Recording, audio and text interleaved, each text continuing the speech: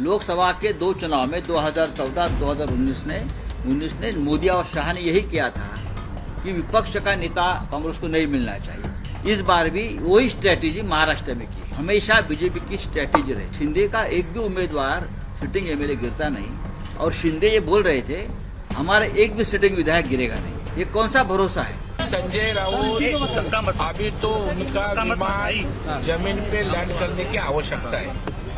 केवल गाली गलौज करके विजय हासिल नहीं होता है, ग्राउंड रियलिटी समझना चाहिए। उस वक्त भी हमने कहा था मोदी जी हार गए हैं, लेकिन चाहे महाराष्ट्र हो चाहे और स्टेट में गड़बड़ की है।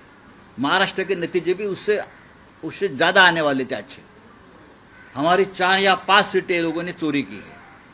मैं आपको बता रहा हूं, लोकसभा के 2 चुनाव में 2014-2019 ने मोदी और शाह ने यही किया था कि विपक्ष का नेता कांग्रेस को नहीं मिलना चाहिए।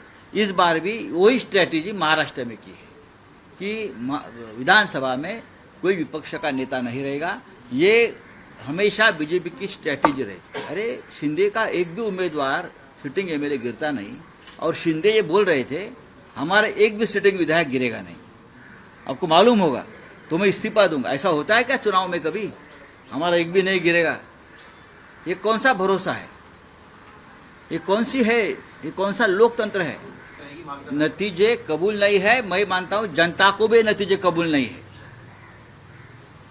जनता को भी जनता का निर्णय नहीं हो सकता है। मैं बार बार बोल रहा हूं, और मुझे बार बार आप वही सवाल पूछ रहे हैं। संजय राउत अभी तो उनका विमान जमीन पे लैंड करने की आवश्यकता है। केवल गाली गलौज करके विजय हासिल नहीं होता है, ग्राउंड रियलिटी समझना चाहिए। महाराष्ट्र की जनता ने विकास के बाजू में मतदान किया। केंद्र में भारतीय जनता पार्टी का सरकार और राज्य में सरकार आएगा तो महाराष्ट्र और विकास के रास्ते पर तेजी से जाएगा। इसलिए जनता जनार्दन ने भारी कौल देने का निश्चय किया। महाराष्ट्र के मतदारों का अभी आभार मानेंगे समझ में नहीं आ रहा है, क्योंकि हमें भी विजय की तो खतरी थी, लेकिन इतना ग्रैंड आशीर्वाद महाराष्ट्र की जनता देगी। मैं तो बोलता हूँ, और मेरी लाडली बहना है, उनको मैं सैल्यूट करता हूँ, उनकी मैं नतमस्तक होता हूँ। यह विजय में उनका बड़ा रोल है।